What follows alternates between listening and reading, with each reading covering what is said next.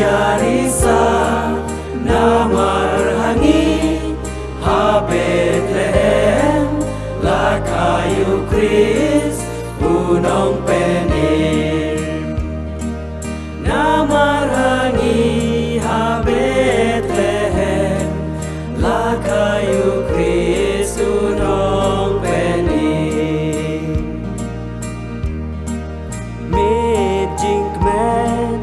me jing kermen kono ble wan sia perthe la donu to ngin pen thali ngin ai jaka un sahangi ale ale ma phi manga ale ale ngin yarisa namar hangi ha Bethlehem la kayu Kris unong pen e ale ale ma phi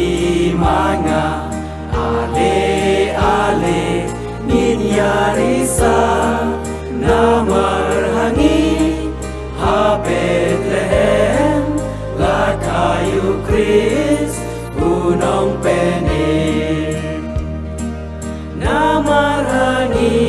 ha Bethlehem la kayu Kris unong penim Mid kerku, mid kenja, mid bakriat, mid adata, mid jing it, mid jing is nay, mid jing mop, but jing I Ali Ali ma phi manga Ali Ali ngin yarisa namar hangi ha Bethlehem la kayu Kris unong penim ale ale ma phi manga ale ale ngin yarisa namar hangi ha Bethlehem la kayu Kris unong penim namar hangi ha Bethlehem la kayu Kris unong penim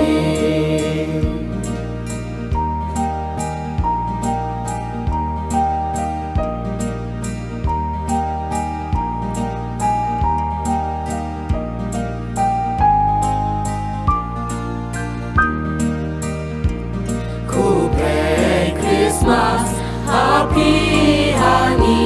kunu play un wan shaka pertain haki yin ki sem un treki jing ai bat hangi